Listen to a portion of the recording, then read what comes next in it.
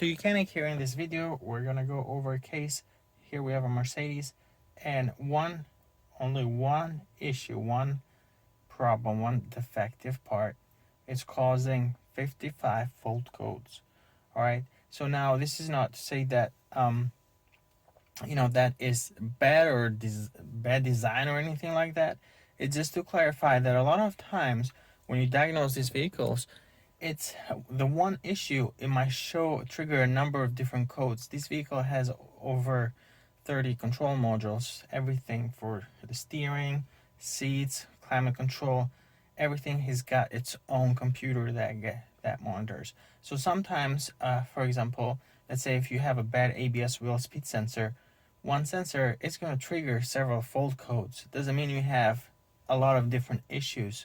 It just means that all these modules depend on, let's say, the ABS speed sensor. So they're all going to have fault codes because they cannot get data from that sensor. Here we have another case. Here we have a discharged battery, and one discharged battery is triggering over 50 codes. In this case, about 55 codes. So what I'm going to do is, I see a bunch of warning lights. We're going to do a quick scan. Turn on the ignition.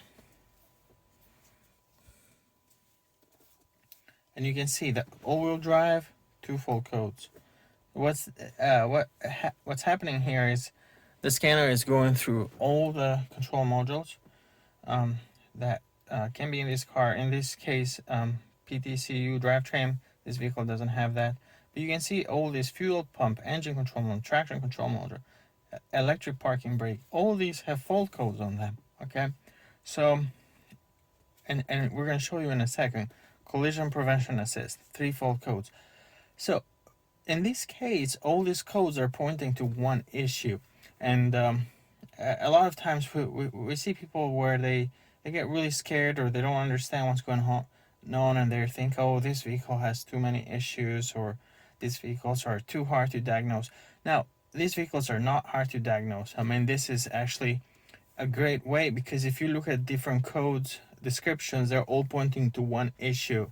So it's really, in fact, these are easy to diagnose if you have the right tools. Where these vehicles become a little bit harder, though, is when you repair them, because replacing the battery, for example, on this is not hard. But if you have to replace a control module, then you have to do coding, and a lot of times the coding, it's a dealer only process, so you cannot do that on your own. You cannot go take an old let's say ABS pump and just throw it in there, or ABS control module and throw it in there, or steering lock module, for example. The steering lock, if you take it from another vehicle, you can't do that. It has to be a brand new unit where you code the VIN number of this vehicle to that unit.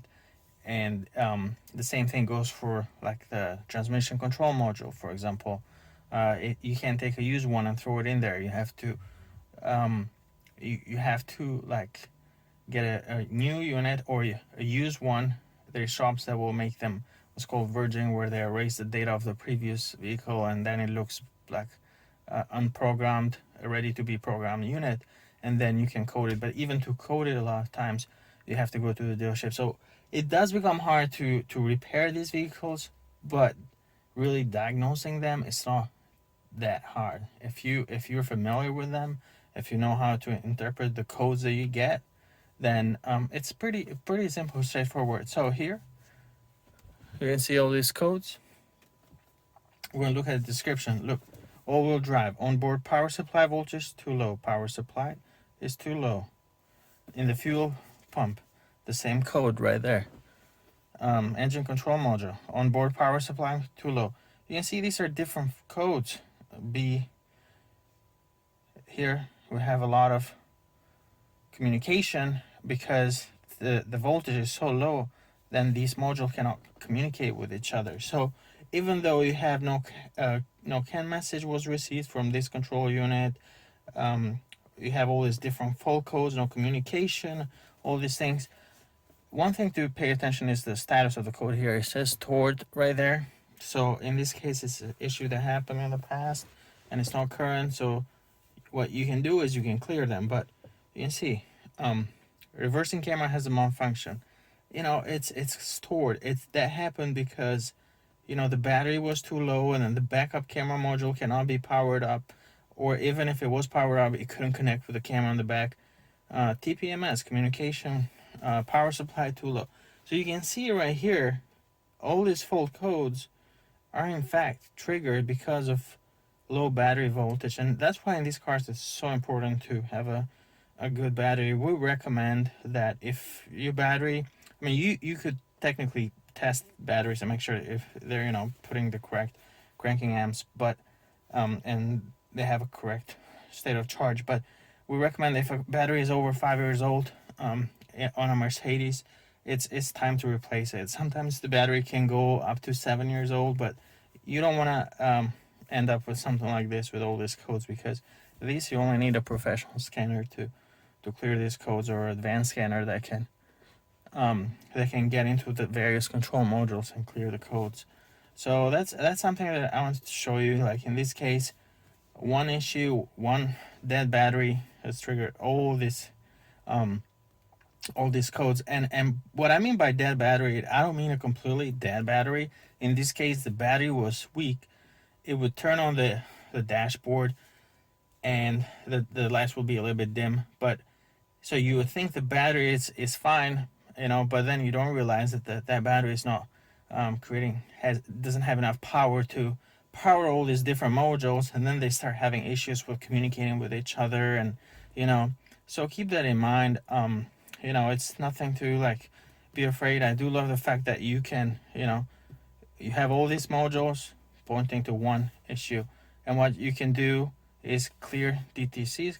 DTC stands for diagnostic trouble codes. We'll press yes, so the scanner will go through all the different modules and clear those codes. All those codes, almost all of them were current code. I mean, stored codes. If you have any codes that say current, that means you have an existing issue going on, and that you can address. But here, what you want to do, for example, you want to either charge that battery fully or replace it.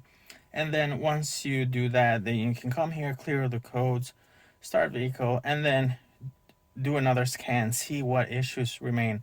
If we do a scan on this, it's probably going to show 1 or 2 issues, but not 55 like we were seeing before. And that's I want to do this because there's a lot of videos out there and show how what a nightmare these cars are to diagnose. I mean, they're not really that hard to diagnose.